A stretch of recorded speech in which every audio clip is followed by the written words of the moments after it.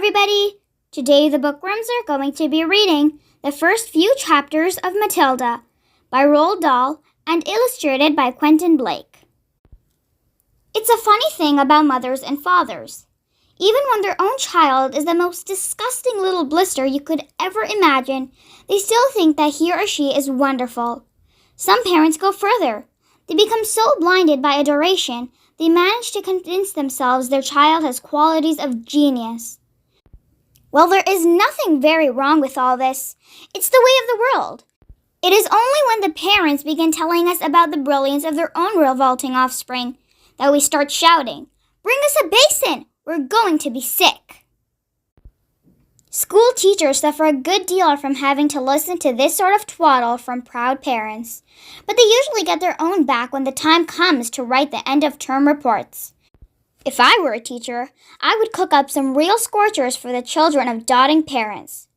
"Your son, Maximilian," I would write, "is a total washout. I hope you have a family business you can push him into when he leaves school, because he sure as heck won't get a job anywhere else." Or if I were feeling lyrical that day, I might write, "It is a curious truth that grasshoppers have their hearing organs insides of the abdomen. Your daughter, Vanessa, judging by what she's learned this term, has no hearing organs at all." I might even delve deeper into natural history and say, the periodic cicada spends 6 years as a grub underground, and no more than 6 days as a free creature of sunlight and air. Your son Wilfred has spent 6 years as a grub in the school, and we are still waiting for him to emerge from the chrysalis. A particularly poisonous little girl might sting me into saying, "Fiona has the same glacial beauty as an iceberg, but unlike the iceberg, she has absolutely nothing below the surface." I think I might enjoy writing end-of-term reports for the stinkers in my class. But enough of that. We have to get on. Occasionally, one comes across parents who take the opposite line, who show no interest at all in their children. And these, of course, are far worse than the doting ones. Mr. and Mrs. Wormwood were two such parents. They had a son called Michael and a daughter called Matilda. And the parents looked upon Matilda in particular as nothing more than such a scab. A scab is something you have to put up with until the time comes when you pick it off and flick it away. Mr. and Mrs. Wormwood looked forward enormously to the time when they could pick their little daughter off and flick her away, preferably into the next county or even further than that. It is bad enough when parents treat ordinary children as though they were scabs and bunions, but it becomes somehow a lot worse when the child in question is extraordinary. And by that I mean sensitive and brilliant. Matilda was both of these things, but above all she was brilliant. Her mind was so nimble and she was so quick to learn that her ability should have been obvious, even to the most half-witted of parents. But Mr. and Mrs. Wormwood were both so gormless and so wrapped up in their own silly little lives that they failed to notice anything unusual about their daughter. To tell the truth, I doubt they would have noticed had she crawled into the house with a broken leg.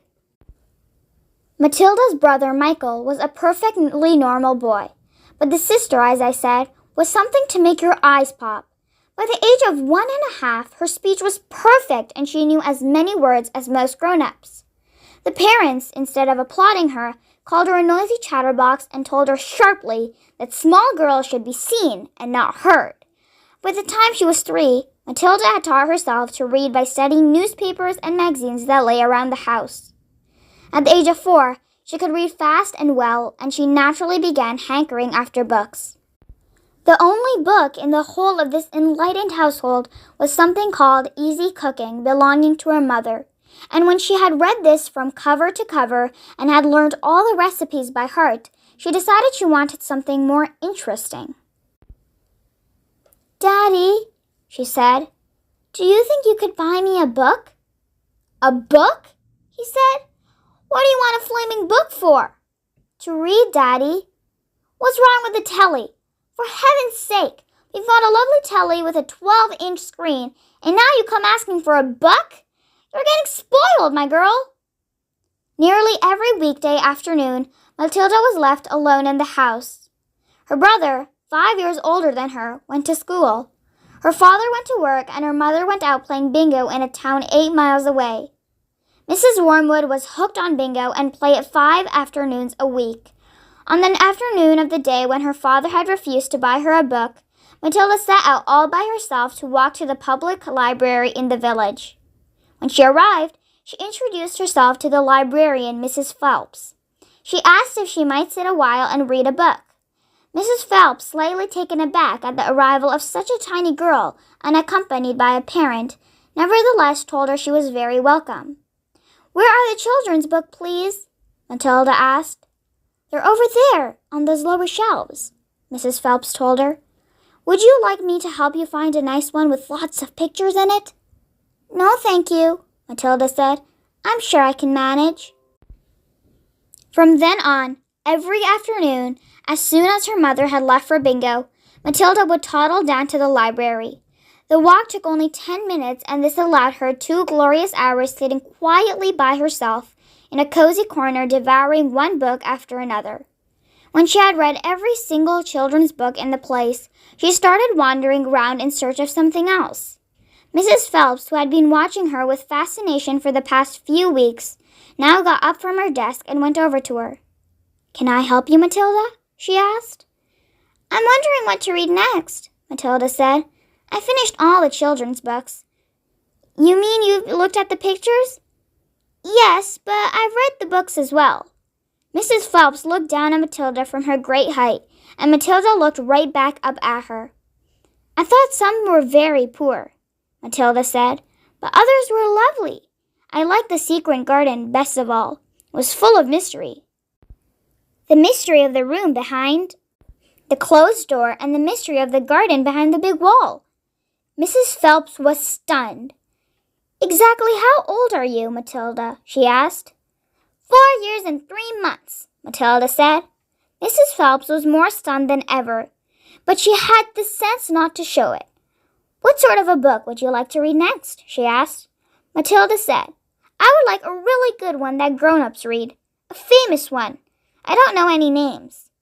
Mrs. Phelps looked along the shelves, taking her time. She didn't quite know what to bring out.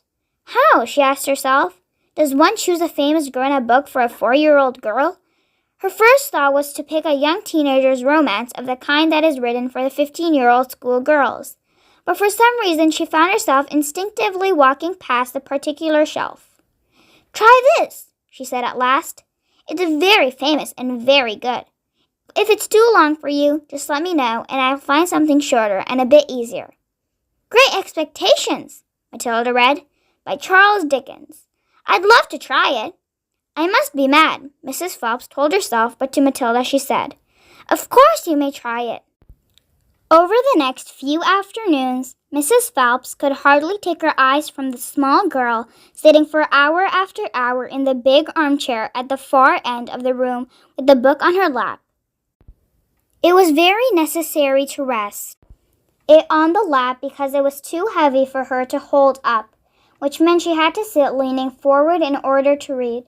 And a strange sight it was, the tiny dark-haired person sitting there with her feet nowhere near touching the floor, totally absorbed in the wonderful adventures of Pip and old Miss Havisham, and her cobwebbed house, and by the spell of magic that Dickens, the great storyteller, had woven with his words.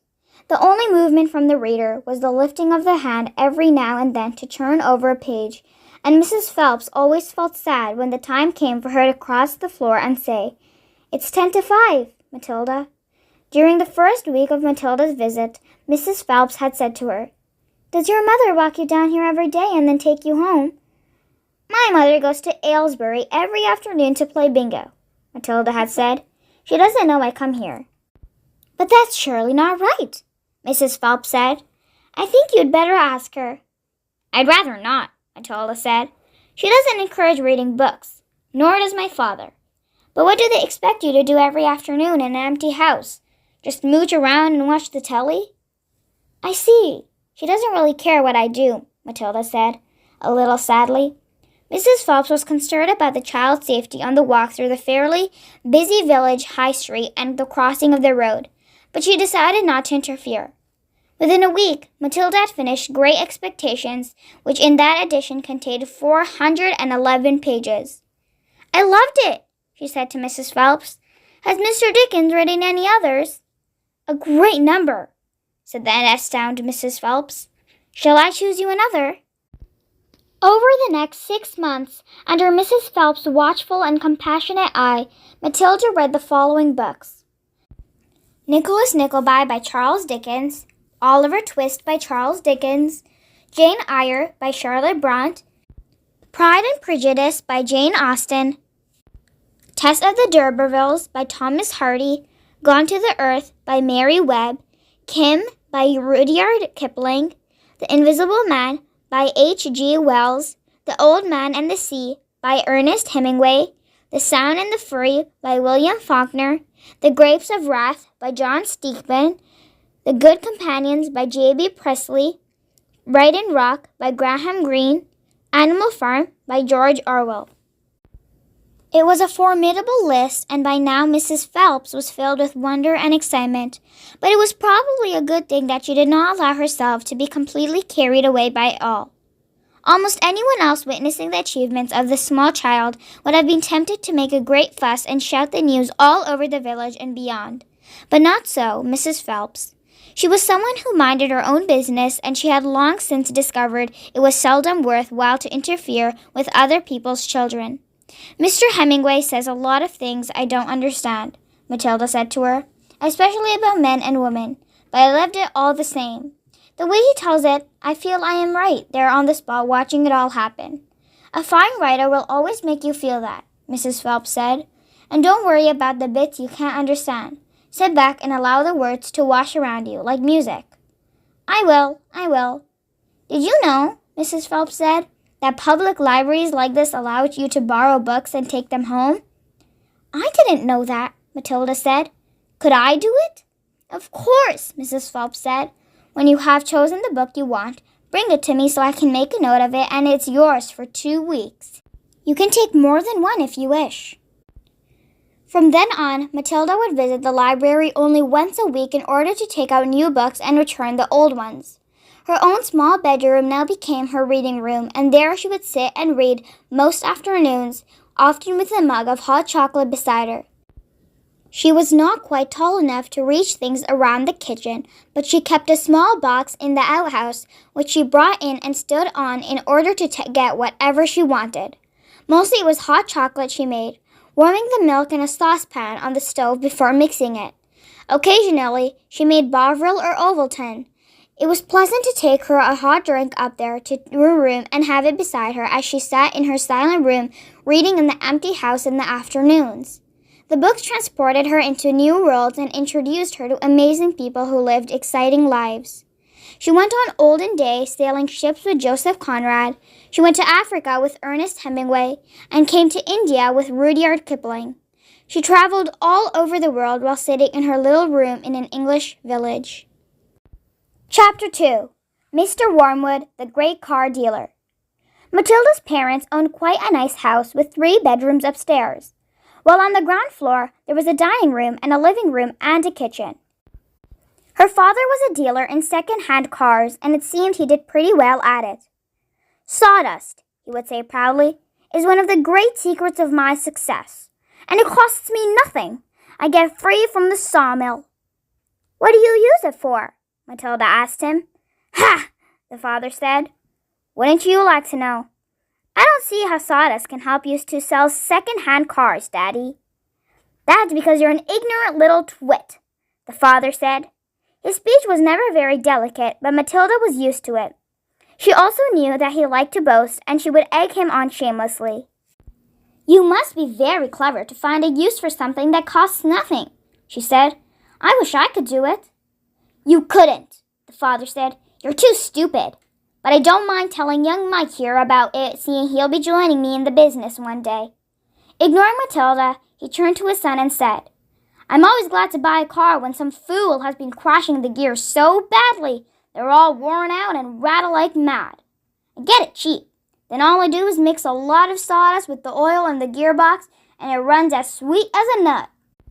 "How long will it run like that before it starts rattling again?" Matilda asked him. long enough for the buyer to get a good distance away, the father said, grinning. About 100 miles. But that's dishonest, Daddy, Matilda said. It's cheating. No one ever got rich being honest, the father said. Customers are there to be diddled. Mr. Wormwood was a small, ratty-looking man whose front teeth stuck out underneath a thin, ratty mustache. He liked to wear jackets with large, brightly colored cheeks, and he sported ties that were usually yellow or pale green. Now take mileage, for instance, he went on. Anyone who's buying a second-hand car, the first thing he wants to know is how many miles it's done, right? Right, the son said. So I buy an old dump that's got about 150,000 miles on the clock. I get it cheap, but no one's going to buy it with a mileage like that, are they? And these days, you can't just take the speedometer out and fiddle the numbers back like you're supposed to 10 years ago. They fixed it so it's impossible to tamper with it unless you're a ruddy watchmaker or something. So what do? I use my brains. Laddie, that's what I do.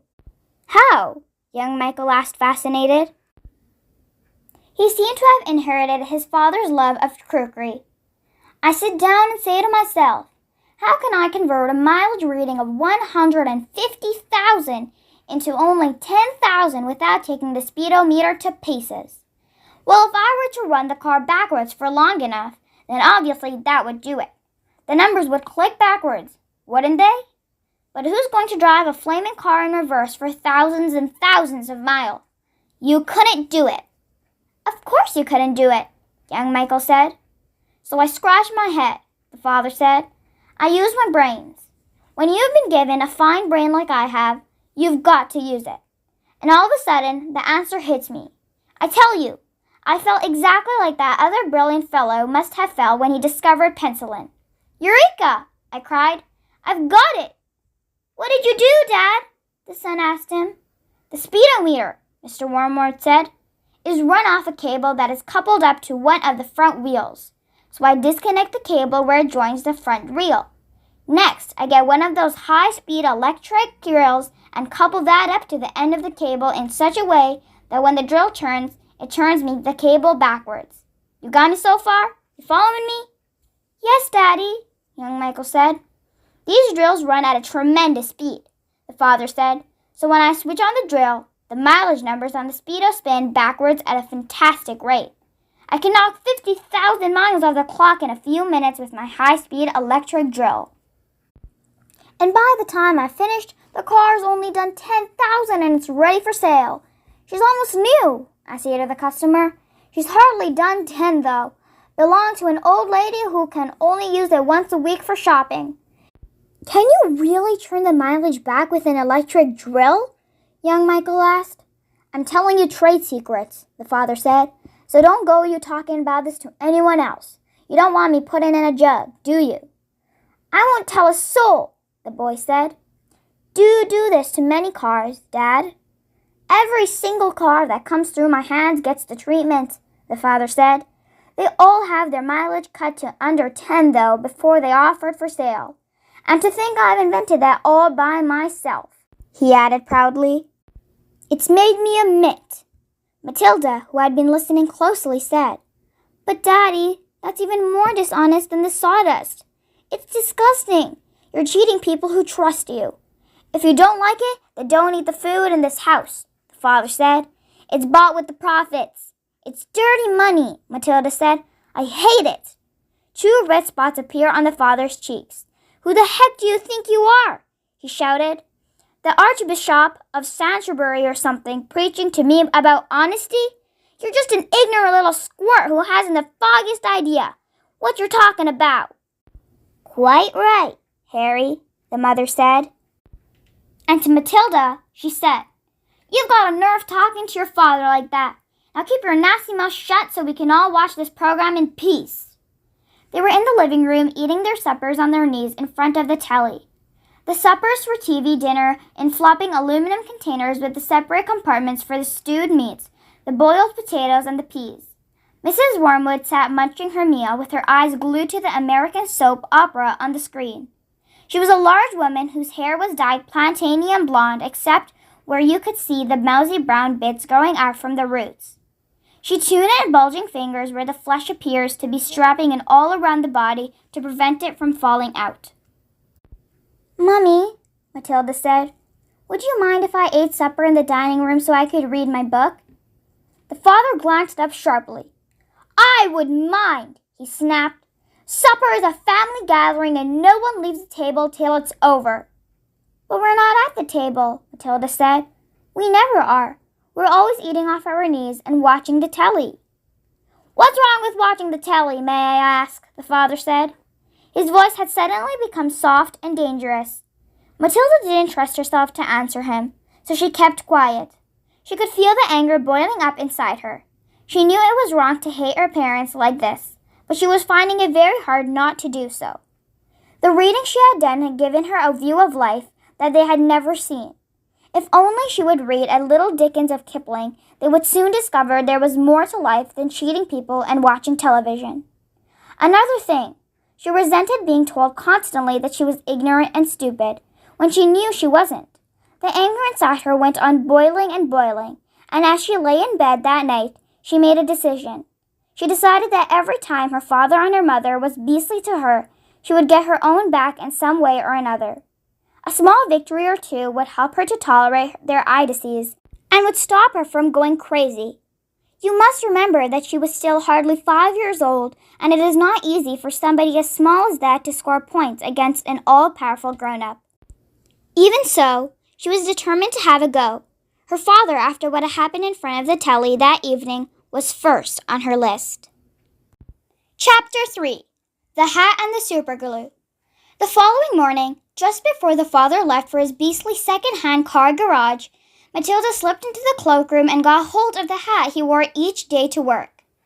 She had to stand on her toes and reach as high as she could with a walking stick in order to hook the hat off the peg. And even then, she only just made it. The hat itself was one of those flat-topped pork pie jobs with a jay's feather stuck in the hat band, and Mr. Wormwood was very proud of it. He thought it gave him a rakish, daring look, especially when he wore it in an angle with his loud check jacket and green tie. Matilda, holding the hat in one hand and a thin tube of superglue in the other, proceeded to squeeze a line of glue very neatly all around the inside of the rim of the hat. Then she carefully hooked the hat back onto the peg with a walking stick. She timed this operation very carefully, applying the glue just as her father was getting up from the breakfast table. Mr. Wormwood didn't notice anything when he put the hat on, but when he arrived at the garage, he couldn't get it off. Superglue is very powerful stuff, so powerful it will make your skin off if you pull too hard. Mr. Wormwood did not want it to be scalped, so he had to keep the hat on his head the whole day long, even when putting sawdust in gearboxes and fiddling the mileages off cars with his electric drill. In an effort to save face, he adopted a casual attitude, hoping that his staff would think that he actually meant to keep his hat on all day long just for the heck of it, like gangsters do in the films. When he got home that evening, he still couldn't get the hat off. "Don't be silly," the wife said. "Come here, I'll take it off for you." She gave the hat a sharp yank. Mr. Wormwood let out a yell that rattled the window panes. "Ow!" he screamed. "Don't do that! Let go! You'll take half the skin off my forehead." Matilda, nestling in her usual chair, was watching this performance over the rim of her book with some interest. "What's the matter, Daddy?" she said. "Has your head suddenly swollen or something?" The father glared at his daughter with deep suspicion, but said nothing. "How could he?" Mrs. Wormwood said to him. "It must be superglue. It couldn't be anything else. That'll teach you to go playing around with nasty stuff like that. I expect you were trying to stick another feather in your hat." "I haven't touched the flaming stuff," Mr. Wormwood shouted. He turned and looked again at Matilda, who looked back at him with large, innocent brown eyes. Mrs. Wormwood said to him, "You should read the label on the tube before you start messing with the dangerous products. Always follow the instructions on the label." "What in heaven's name are you talking about, you stupid witch?" Mr. Wormwood shouted, clutching the brim of his hat to stop anyone trying to pull it off again. "Do you think I'm so stupid I'll glue this thing to my head on purpose?" Matilda said, There's a boy down the road who got some super glue on his finger without knowing, and then he put his finger into his nose. Mr. Wormwood jumped. What happened to him? He spluttered. The finger got stuck inside his nose, Matilda said, and he had to go around like that for a week. People kept saying to him, Stop picking your nose, and he couldn't do anything about it. He looked like an awful fool. Serve him right, Mrs. Wormwood said. He shouldn't have put his finger up there in the first place. It's a nasty habit. If all children had super glue put on their fingers, they'd soon stop doing it. Matilda said, Grown-ups do it too. Mummy, I saw you doing it yesterday in the kitchen. That's quite enough from you, Mrs. Wormwood said, turning pink. Mr. Wormwood had to keep his hat on all through supper in front of the television. He looked ridiculous and he stayed very silent.